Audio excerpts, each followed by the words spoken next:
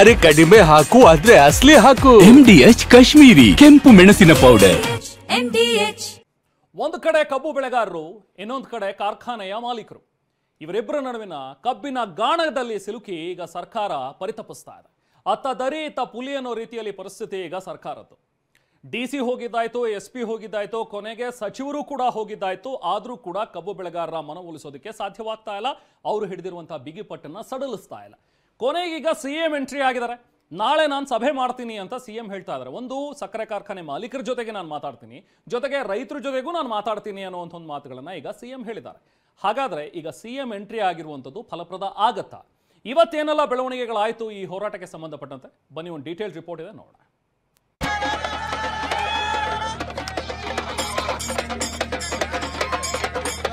ವಿರೋಧ ಪಕ್ಷದವರು ರಾಜಕಾರಣ ಮಾಡಲಿಕ್ಕೆ ಹೊರಟಿದ್ದಾರೆ.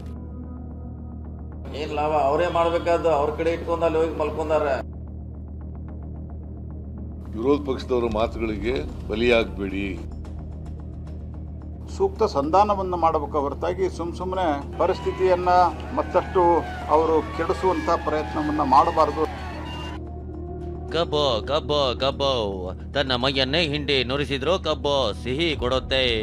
ಆದ್ರೆ ಇದೇ ಕಬ್ಬು ರೈತರ ಪಾಲಿಗೆ ಕಹಿಯಾಗಿದೆ. ಸೂಕ್ತ ದರ ಸಿಗದೆ ಸಿಡಿದೆದ್ದ ರೈತರು ಸರ್ಕಾರದ ವಿರುದ್ಧ ತೊಡೆ ತಟ್ಟಿದ್ದಾರೆ. ರೈತರು ಮತ್ತು ಸಕ್ಕರೆ ಕಾರ್ಖಾನೆಗಳ ಮಾಲೀಕರ ಗಾಣದಲ್ಲಿ ಸಿಲುಕಿ ಸರ್ಕಾರವು ಒದ್ದಾಡ್ತಿದೆ. ಸಭೆ ಮೇಲೆ ಸಭೆ, ಸಂಧಾನದ ಮೇಲೆ ಸಂಧಾನ ನಡೆದ್ರು ಕಬ್ಬು ಬೆಳೆಗಾರರ ಕಿಚ್ಚು ಕಡಿಮೆ ಆಗಿಲ್ಲ. ನಮ್ಮ ಪಾಲಿ ಶಿವಾನಂದ ಪಾಟೀಲ್ ಅವರು ಸತ್ತಿದ್ದಾರೆ. ಇನ್ನು ಮುಂದೆ ಸ್ಪಂದಿಸದೆ ಹೋದ್ರೆ ಇಡೀ ಎಲ್ಲ ರಾಜಕಾರಣಿಗಳ ಸಂಬಂಧಪಟ್ಟ ಶವಗಳನ್ನ ಶವಯಾತ್ರೆ ಮಾಡಿ ಕೈ ತಕ್ಕೊಂಡು ಬರುವಂತ ಕೆಲಸವನ್ನ ಮಾಡಿದರು.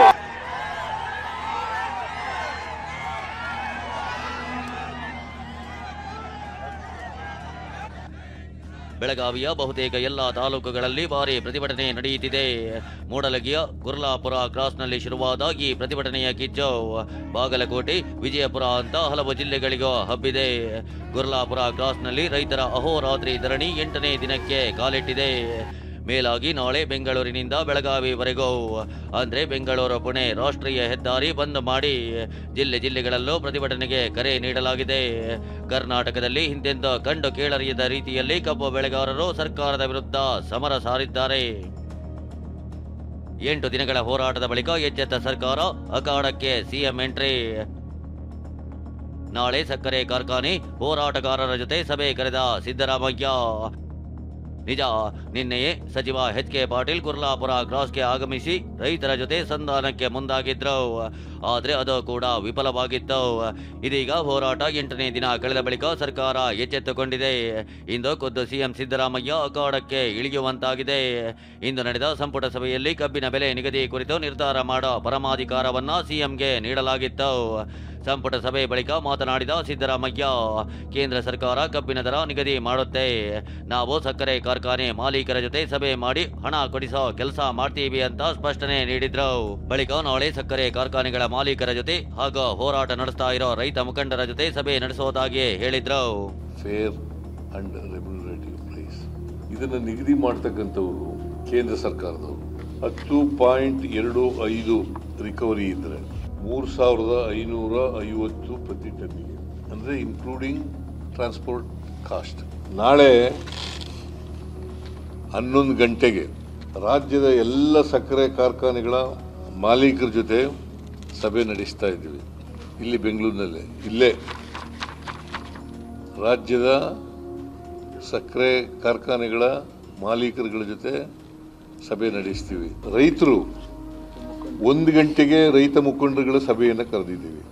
ನಾಳೆ 12ರಿಂದ 1 ಗಂಟೆವರೆಗೆ ಸಕ್ಕರೆ ಮಾಲೀಕರು, ಸಕ್ಕರೆ ಕಾರ್ಖಾನೆಗಳ ಮಾಲೀಕರು, 1 ಗಂಟೆಯಿಂದ ರೈತ ಮುಖಂಡರುಗಳು ಹಾವೇರಿ, ಬೆಳಗಾವಿ, ಬಾಗಲಕೋಟೆ, ಬಿಜಾಪುರ ಎಲ್ಲ ಇಡೀ ರಾಜ್ಯದ ರೈತರ ಮುಖಂಡರುಗಳ ಸಭೆ ಕರೆದಿಲ್ಲ. ಎಲ್ಲಿ ಚಳುವಳಿ ಪ್ರತಿಭಟನೆ ನಡೀತಾ ಇದೆ ರಾಜ್ಯದ ಮುಖಂಡರುಗಳನ್ನ, ರೈತ ಮುಖಂಡರುಗಳ ಸಭೆಯನ್ನು ಕರೆದಿರ್ತಕ್ಕಂಥ. ಇಷ್ಟೇ ಅಲ್ಲ, ಪ್ರಧಾನಿ ಮೋದಿ ಅವರನ್ನು ಭೇಟಿಯಾಗಲು ಅವರಿಗೂ ಪತ್ರ ಬರೆಯುವುದಾಗಿ CM ಸಿದ್ದರಾಮಯ್ಯ ತಿಳಿಸಿದ್ದಾರೆ. ನಾಳೆನೆ ಪ್ರಧಾನಮಂತ್ರಿಗಳಿಗೆ ಪತ್ರ ಬರೀತಾ ಇದ್ದೀನಿ. ನನಗೆ ಭೇಟಿ ಮಾಡಲಿಕ್ಕೆ ಅವಕಾಶ ಮಾಡಿಕೊಡಬೇಕು ಅಂತೇಳಿ ಪತ್ರ ಬರೀತಾ ಇದ್ದೀನಿ. ಬೆಂಗಳೂರಿನಲ್ಲಿ ಸಿಎಂ ಸಿದ್ದರಾಮಯ್ಯ ಹೀಗೆ ರೈತರು ಮತ್ತು ಸಕ್ಕರೆ ಕಾರ್ಖಾನೆಗಳ ಮಾಲೀಕರ ಸಭೆ ಕರೆಯುವುದಾಗಿ ತಿಳಿಸಿದ್ರೆ ಆತ ಸಕ್ಕರೆ ಸಚಿವ ಶಿವಾನಂದ ಪಾಟೀಲ್ ಬೆಳಗಾವಿಗೆ ದೌಡಾಯಿಸಿದ್ರು. ಬೆಳಗಾವಿ ಜಿಲ್ಲಾಧಿಕಾರಿ ಮೊಹಮ್ಮದ್ ರೋಷನ್ ಜೊತೆ ಸಭೆ ನಡೆಸಿದ್ರು. ಅಷ್ಟೇ ಅಲ್ಲ, ಸಿಎಂಗೆ ಕರೆ ಮಾಡಿ ಸಭೆಯ ಮಾಹಿತಿ ಕೊಟ್ಟರು. ಬಳಿಕ ರೈತರು ಪ್ರತಿಭಟನೆ ನಡೆಸ್ತಾ ಇದ್ದ ಜಾಗಕ್ಕೆ ತೆರಳಿ 2 ದಿನ ಸಮಯ ಕೊಡುವಂತೆ ಕೇಳಿದ್ರು. ಆಗ ರೈತರು ಮತ್ತಷ್ಟು ಆಕ್ರೋಶಗೊಂಡು ಘೋಷಣೆ ಕೂಗಿದ್ರು. ಆದ್ರೆ ನಿಮ್ಮ ಅವ್ರ ಮಧ್ಯೆ ಸ್ವಲ್ಪ ಭಿನ್ನಾಭಿಪ್ರಾಯ ಇದೆ. 200 ರೂಪಾಯಿ ಭಿನ್ನಾಭಿಪ್ರಾಯ ಇದೆ. ಆ 200 ರೂಪಾಯಿ ಭಿನ್ನಾಭಿಪ್ರಾಯ ಬಗೆಹರಿಬೇಕಾದ್ರೆ ನಿಮ್ ಸಹಕಾರ ಬಹಳ ಅವಶ್ಯ ಇದೆ. ನಾಳೆ ಒಂದೇ ದಿವಸ ನೀವು ಗಡುವು ಕೊಡಬೇಡಿ, ನನಗೊಂದು 2 ದಿವಸ ಗಡುವು ಕೊಡಿ.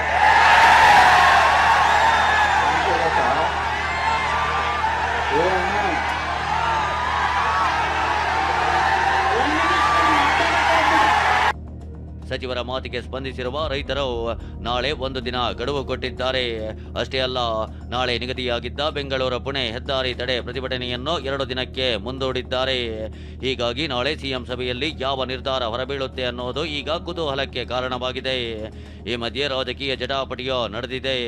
ರಾಜ್ಯ ಸರ್ಕಾರ ಕಬ್ಬಿನ ವಿಚಾರದಲ್ಲಿ ಕೇಂದ್ರದತ್ತ ಬೊಟ್ಟು ಮಾಡ್ತಿದೆ. ಆದರೆ ಕೇಂದ್ರ ಸಚಿವ ಪ್ರಹ್ಲಾದ್ ಜೋಶಿ ರಾಜ್ಯ ಸರ್ಕಾರಕ್ಕೆ ತಿರುಗೇಟು ಕೊಟ್ಟಿದ್ದಾರೆ.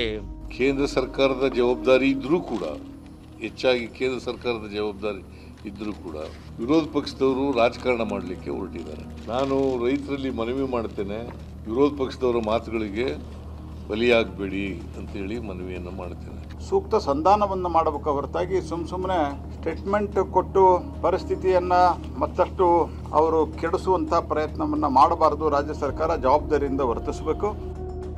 ಇನ್ನು ನಿನ್ನೆ ಬಿವೈ ವಿಜಯೇಂದ್ರ ತಮ್ಮ ಹುಟ್ಟುಹಬ್ಬವನ್ನು ಬದಿಗಿಟ್ಟು ಅಹೋರಾತ್ರಿ ಧರಣಿಯಲ್ಲೇ ಭಾಗಿಯಾಗಿದ್ರು. ಕೇಂದ್ರ ಸಚಿವ ಅಮಿತ್ ಶಾಗೂ ಮಾಹಿತಿ ನೀಡಿದ್ರು. ಇದಕ್ಕೆ ಸಚಿವ ಸತೀಶ್ ಜಾರಕಿಹೊಳಿ ಕಿಡಿಕಾರಿದ್ರೆ ಬಸನಗೌಡ ಪಾಟೀಲ್ ಯತ್ನಾಳ್ ವಿಜಯೇಂದ್ರ ನಾಟಕ ಮಾಡಿದ್ದಾನೆ ಅಂತ ವಾಗ್ದಾಳಿ ನಡೆಸಿದ್ದಾರೆ. ಏನ್ ಲಾಭ, ಅವರೇ ಮಾಡ್ಬೇಕಾದ್ದು. ಅವ್ರ ಕಡೆ ಇಟ್ಕೊಂಡು ಅಲ್ಲಿ ಹೋಗಿ ಮಲ್ಕೊಂಡಾರೆ. ಮಲ್ಕೊಳ್ಳೋ ಬದ್ಲಿ ಅಲ್ಲಿ ದಿಲ್ಲಿಗೆ ಹೋಗಿ ಇಲ್ಲಿ ರೇಟ್ ಹೆಚ್ಚು ಮಾಡೋರು ಅವರು. ಸಕ್ಕರೆ ರೇಟ್ ಕಳೆದ 6 ವರ್ಷಗಳಿಂದ ಹೆಚ್ಚಾಗಿಲ್ಲ, ಅಷ್ಟೇ ಇದೆ. ಸೊ ಅದನ್ನ ಹೆಚ್ಚು ಮಾಡಲಿಕ್ಕೆ ವಿಜೇಂದ್ರ ಅವರು ಪ್ರಯತ್ನ ಮಾಡಬೇಕು. ಈಗ ವಿಜೇಂದ್ರ ಹೋಗಿ ಓದಿ ಒಂದು ರಾತ್ರಿ ಮಕ್ಕೊಂಡಾನ. ಅಮಿತ್ ಶಾ ಫೋನ್ ಬಂದಿತ್ತು, ಏನು ಪ್ರೀತಮ್ ಗೌಡನ್ನೇ ನೀ ಅಲ್ಲಿ ಮಾತಾಡು, ನಾ ಇಲ್ಲಿ ಮಾತಾಡ್ತೀನಿ. ಆ ರುದ್ರೇಶ ತಮೇಶ್ ಗೌಡ ನೀ ಒಳಗೆ ಕೂತು ಹಲೋ ಮೈ ಅಮಿತ್ ಶಾ ಬಾತ್ ಕರ. हाँ बोलिए sir, I am thank you sir, thank you sir. 6 दिन से मैं ये फार्मर के साथ हैं. ಕರ್ನಾಟಕ ರೈತರಿಗೆ ಒಂದು ವಿಜೇಂದ್ರ ಒಂದು 5 ಸಕ್ಕರೆ ಕಾರ್ಖಾನೆ ಮಾಡಿ 3.5 ಸಾವಿರ ಹಾಕ್ರಿ, 5 ಸಾವಿರ ಕೊಡ್ಲಲ್ಲ. ನಾವೇನು ಆರ್ತಿ ತೊಗೊಂಡು ಬೆಳಗ್ತೀವಿ. ಜೈ ಜೈ ವಿಜಯೇಂದ್ರ. ಒಟ್ನಲ್ಲಿ ಸರ್ಕಾರ ಕೋಲು ಮುರಿಯಲಿಲ್ಲ, ಹಾವು ಸಾಯಲಿಲ್ಲ ಎಂಬ ಪರಿಸ್ಥಿತಿ ನಿರ್ಮಾಣ ಮಾಡಿದೆ. ಅಡ್ಡಗೋಡೆ ಮೇಲೆ ದೀಪವಿಟ್ಟು ಕೇಂದ್ರ ಸರ್ಕಾರದ ಮೇಲೆ ಹೊಣೆಗಾರಿಕೆ ಹೊರಿಸಿ ಸುಮ್ಮನಾಗಿದೆ. ನಾಳೆ ಸಭೆ ನಡೆಯಲಿದ್ದು, ಅದಾದ ಬಳಿಕವಾದರೂ ರೈತರ ಪರ ನಿಲ್ಲುತ್ತಾ ಕಾದು ನೋಡಬೇಕಿದೆ. ಬೆಳಗಾವಿಯಿಂದ ಸಹದೇವ್ ಮನೆ ಜೊತೆ ಪ್ರಸನ್ನ ಮತ್ತು ಹರೀಶ್, TV9 ಬೆಂಗಳೂರು.